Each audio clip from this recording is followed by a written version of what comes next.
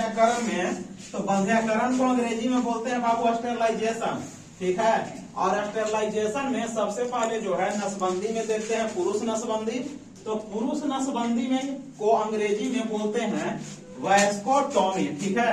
वैस्कोटॉमी में क्या होता है कि जो पुरुष का टेस्टिस होता है, यह पुरुष का टेस्टिस है दो, और इस तरीके से ये आगे जुटा रहता है, ठीक है। और ये तो क्या करता है वैस्कोटॉमी में, जो वास डिफरेंस होता है, यानी कि जो शुक्राणु नलिका होती है, ठीक है, करेगी हल्ला, ले लिया था। शुक्राणु नलिका जो होती है, वो शुक्राणु नलिका को क्या करता है, या शुक्राणु वाहिका को क्या करता है, यहाँ से काट करके और क्या करता है कि बांध देता है, ठीक है।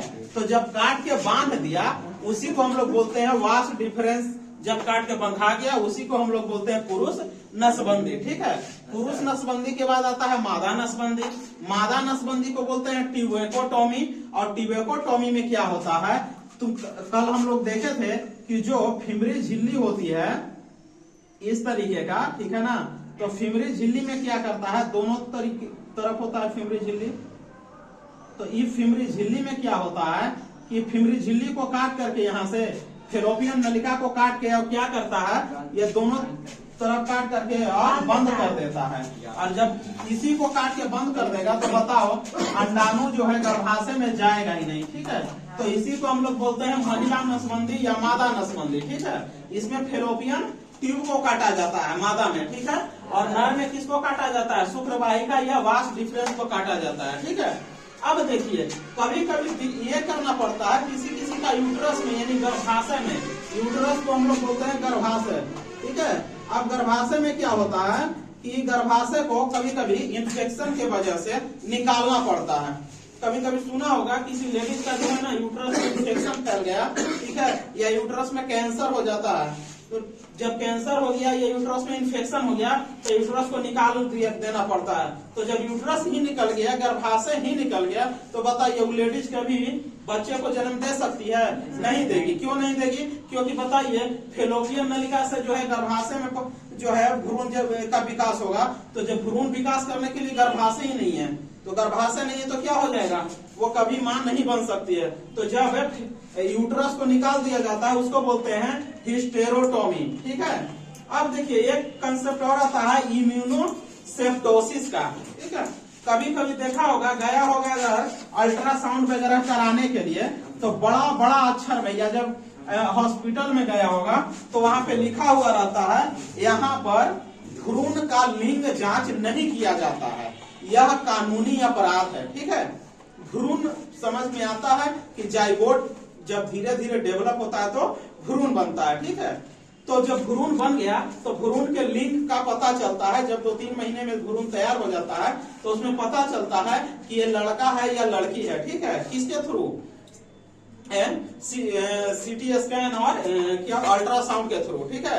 जनरली अल्ट्रासाउंड ही करता है, तो अल्ट्रासाउंड के थ्रू पता चलता है कि हाँ भ्रूण में क्या है, लड़का है या लड़की है। अब किसी की यहाँ 4-5 लगातार लड़की जन्म ले ली, फिर अगला बार लड़की ही है, तो लोग क्या करता है, डॉक्टर को बोलता है ना, जो करता है अल्ट्रासाउंड, उसको बोलता है कि कौन सा है, तो कि नहीं फिर लड़की है, ठीक है। भले ये कानून बन गया है लेकिन अभी भी इसका धड़ल्ले से मिसयूज हो रहा है, ठीक ना।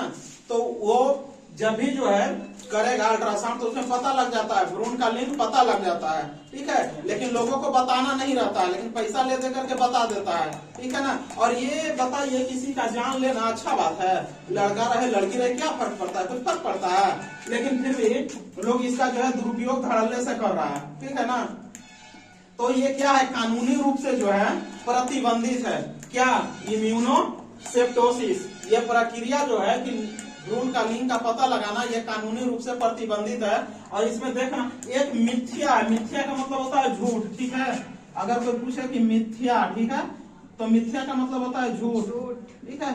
हिंदू धर्म के अकॉर्डिंग एक मिथ्या बता रहे हैं, लोग बोलता है कि अगर बेटा नहीं है, ठीक है ना, तो उसको मुखाग्नि, जनरली हिंदू धर्म में है कि जब मर जाता है बाप तो उसका मुखाग्नि यानी मुख में आग देने की प्रक्रिया होती है, जिसको बेटा निभाता है, ठीक है ना। अब बताइए जिस हिंदू धर्म में जिसका बेटा नहीं है और मुखाग्नि नहीं देता है, तो पता नहीं लोग बोलता है कि उसका जो है बेड़ा पार नहीं होगा, ठीक है। अब पता नहीं मरने के बाद तो अभी कभी कोई फोन करके बताता नहीं कि मेरा बेड़ा पार हुआ या नहीं हुआ। तो ऐसा ये मिथक है, ये झूठा है और ऐसा कुछ इसमें होता नहीं है जनरली, ठीक है। तो लोगों को इसके ऊपर नहीं ध्यान देना चाहिए कि हाँ अगर बेटी ही है सिर्फ तो मतलब क्या बोलते हैं उसका अगला बार जो है अगर लड़का होगा या लड़की होगी तो उसका क्या किया लिंग जांच करवा करके और उसको एबॉर्शन करवा दिया जाए, ऐसा नहीं होना चाहिए, ठीक है। और सरकार ने तो कानून बना दिया लेकिन लोगों को अवेयर होना चाहिए, ठीक है। एबॉर्शन से एक दिक्कत और आती है कि दोबारा मां बनने के जो चांसेस होते हैं वो या तो खत्म हो जाते हैं या इनफर्टिलिटी रेट यानी कि मां बनने के चांसेस है वो बहुत कम हो जाते हैं, ये तरीका होता है। ये और भी दूसरी चीज है, शरीर पे बैड इफेक्ट पड़ता है। अगर किसी को 2-3 बार एबॉर्शन करवा दिया गया तो हमको लगता है या तो उसको गर्भाशय कैंसर हो जाएगा या उसका गर्भाशय सही से काम नहीं करेगा, ठीक है। क्योंकि ये केमिकल डाल करके और दवा खिला करके उसको जो है बच्चे को जान लिया जाता है, भ्रूण को हटाया जाता है, ठीक है। तो ये चीजें हैं और ये गलत चीजें हैं, ठीक है।